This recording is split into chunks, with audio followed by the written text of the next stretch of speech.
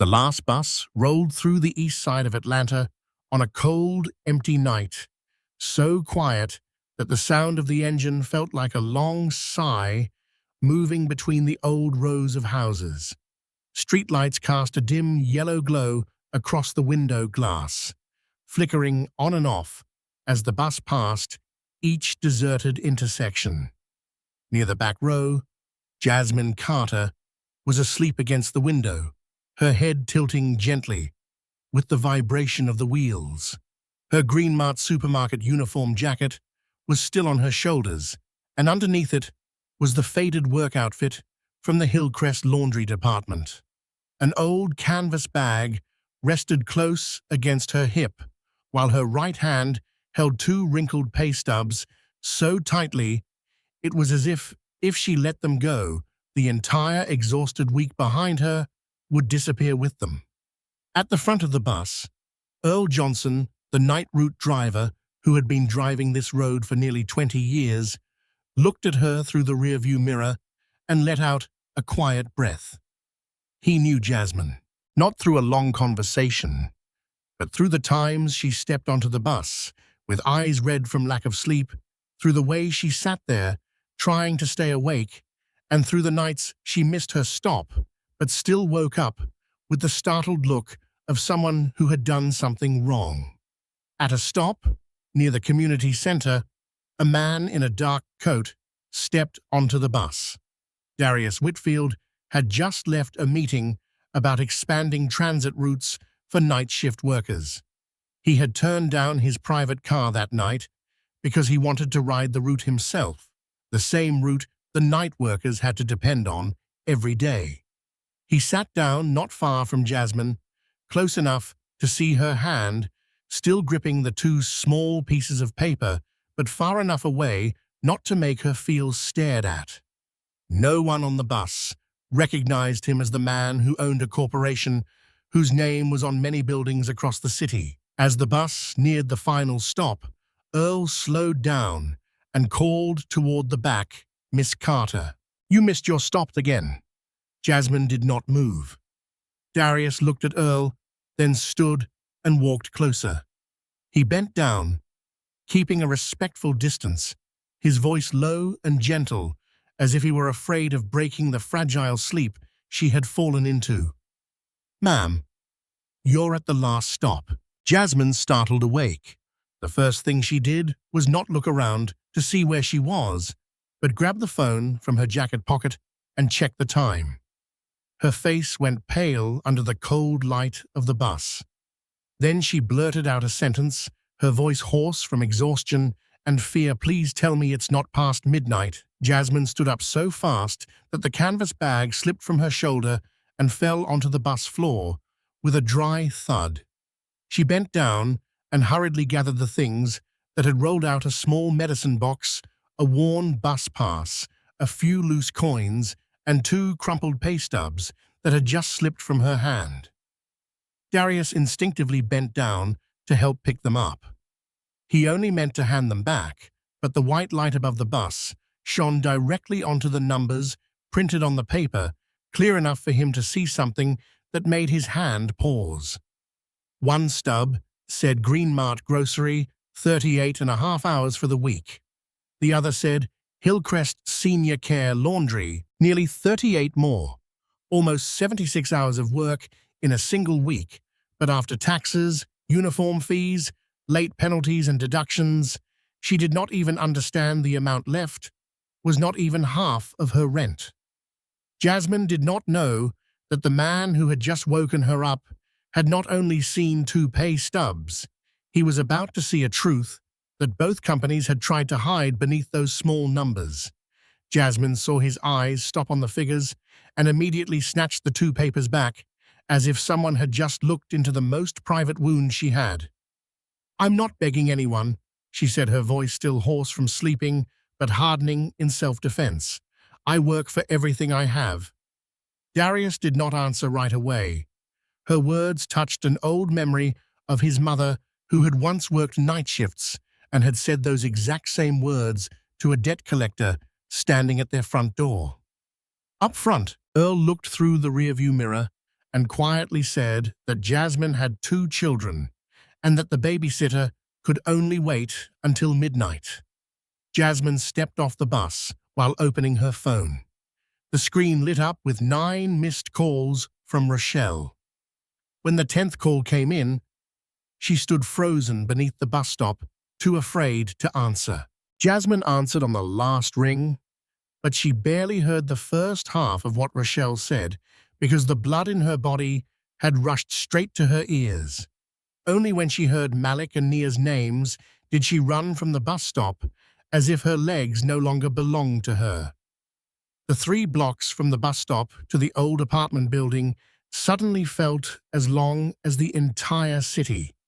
The night wind struck her face, the canvas bag hit against her hip, and the 2 pay stubs she had shoved deep into her jacket pocket kept rubbing against her chest like a cruel reminder that she had worked nearly 80 hours and still had not earned enough to keep a door open for her children. When she turned into the second-floor hallway, Jasmine froze. Rochelle Davis stood in front of the apartment in a robe she had thrown on. In a hurry, one hand holding Nia's shoulder, the other resting on Malik's back. On the apartment door was a final notice taped right at eye level, its edges curling slightly under the cold hallway light. The landlord had not officially evicted them, but he had posted the final notice on the door and disabled the apartment's temporary access code until the debt was handled the next morning. Malik looked at his mother first so quickly that Jasmine understood he had been trying to be the grown-up all evening.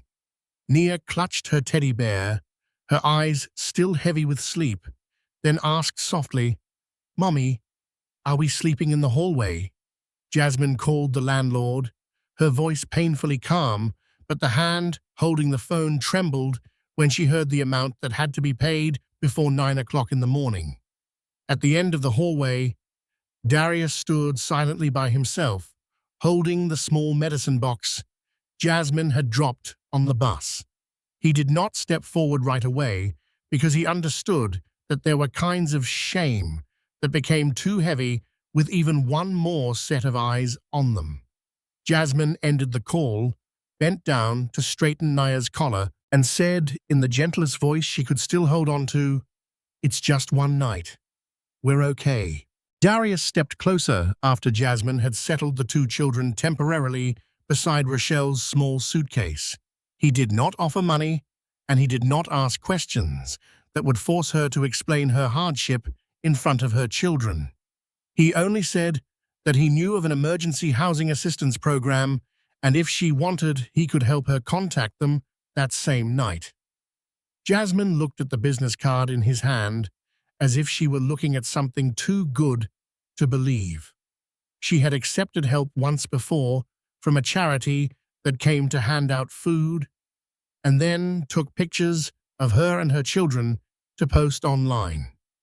From that day on, she swore she would never let her hardship become someone else's touching story again. "Thank you," she said, her voice low but firm. "But I don't need anyone's pity." Rochelle softly called her name, tired and full of concern. Baby pride doesn't pay rent. Jasmine pulled Nia closer into her arms. "No, but begging takes something from you too." Darius did not argue. He simply left the business card and stepped back as if he understood that for a woman life had pushed all the way against the wall. The first way to help was not to take away her right to stand upright. The next morning, Jasmine arrived at Green Mart 11 minutes late. Linda Patterson called her into the office, her voice polite but as cold as a metal table.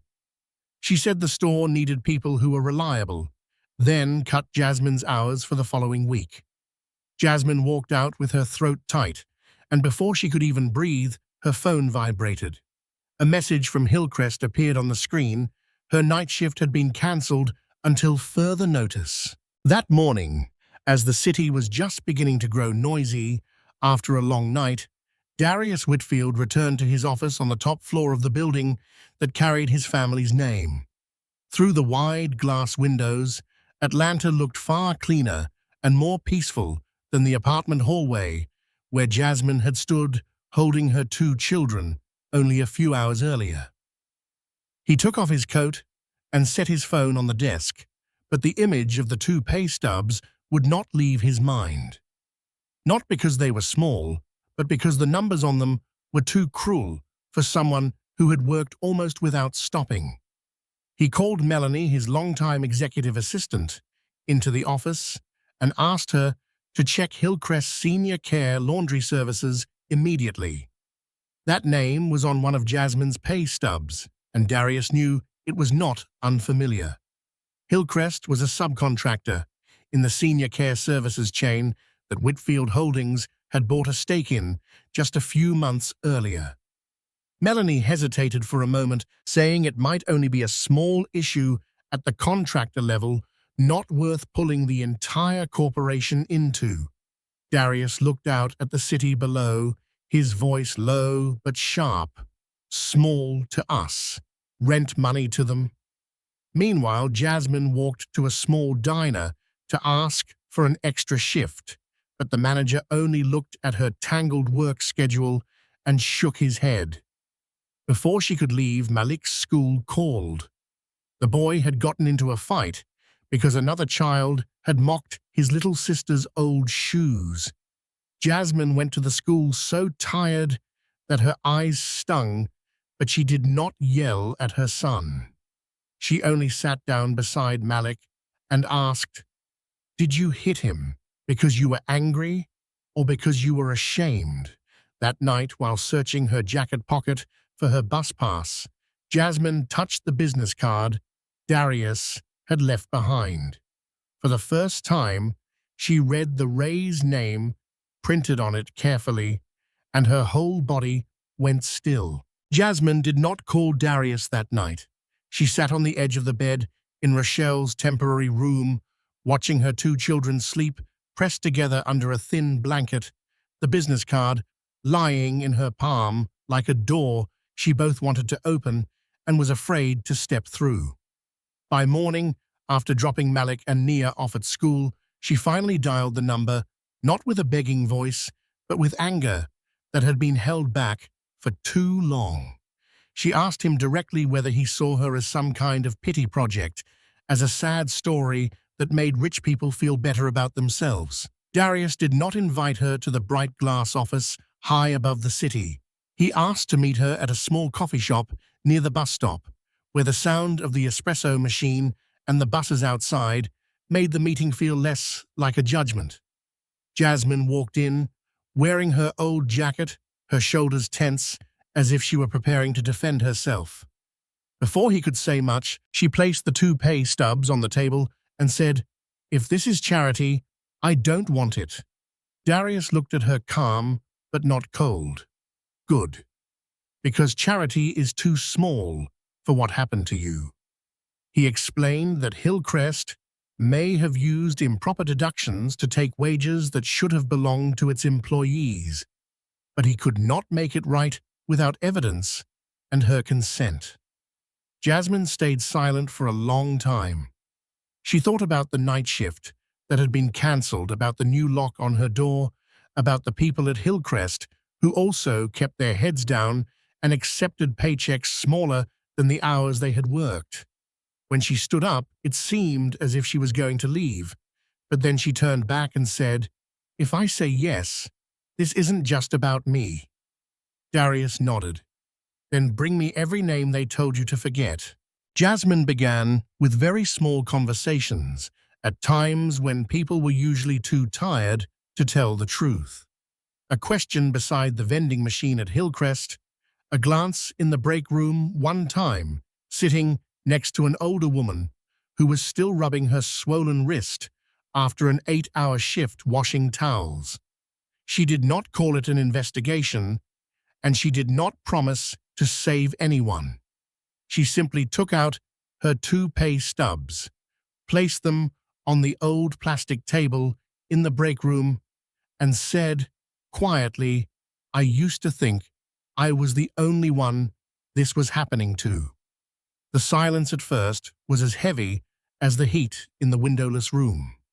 Then, a man named Calvin pulled out his wallet and took out a pay stub folded into quarters.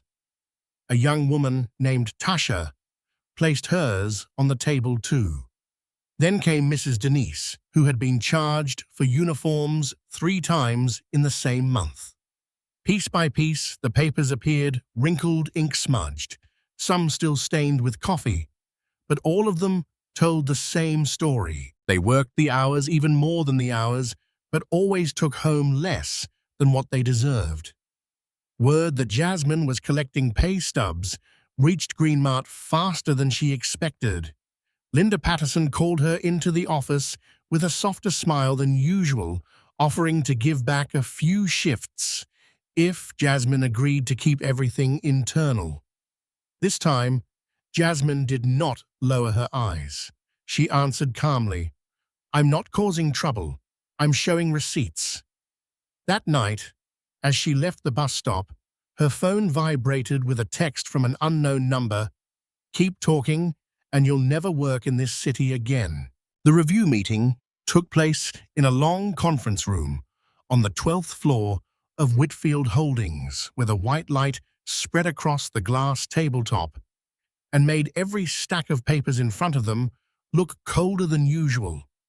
The Hillcrest representative sat on one side with attorneys and expensive pens, while Linda Patterson from Greenmart sat at the far end of the table, her hands clasped tightly together, though she was still trying to look calm.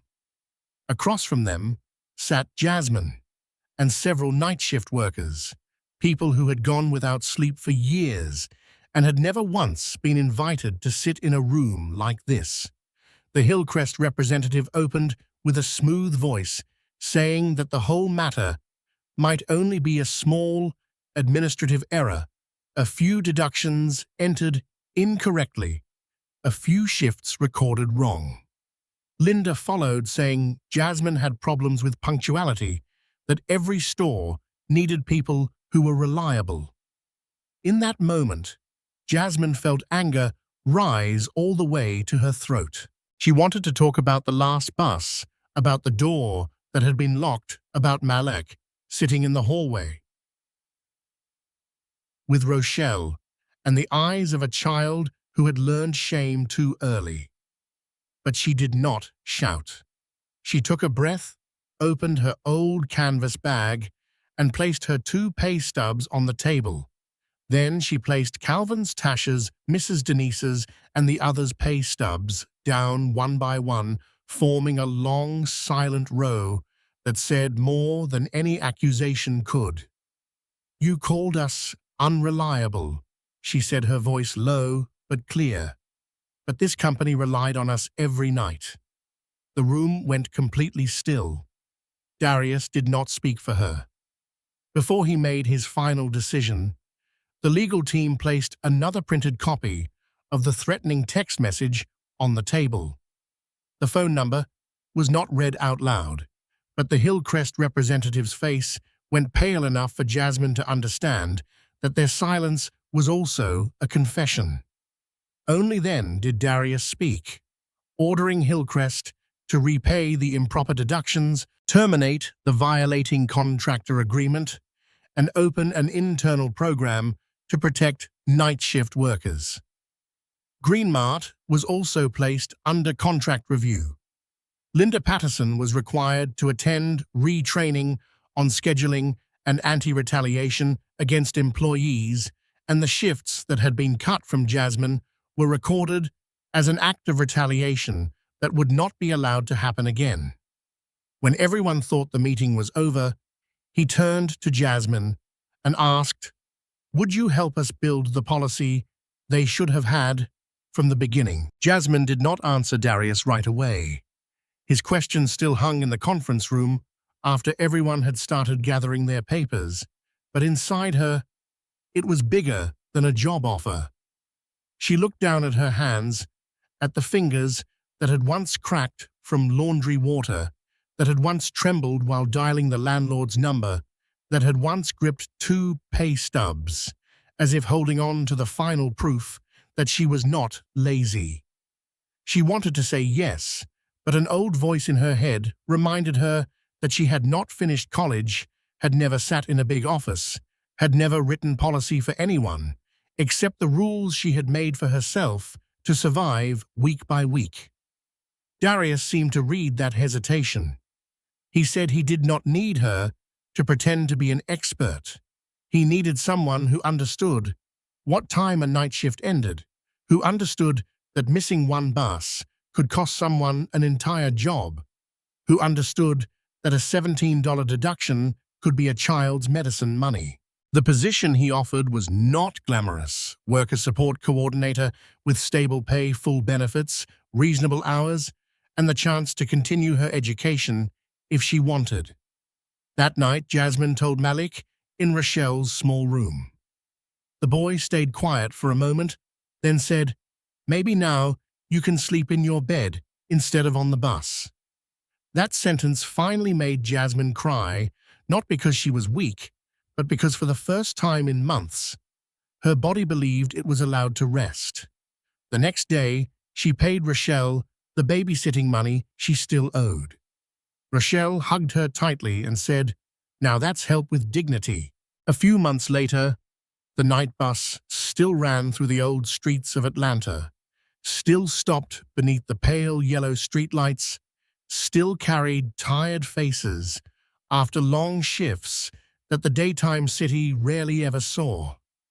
But at the stop near the community center, a new sign had been put up, announcing a support program for night shift workers, an expanded bus route, and a wage irregularity reporting line launched by Whitfield Holdings in partnership with the city.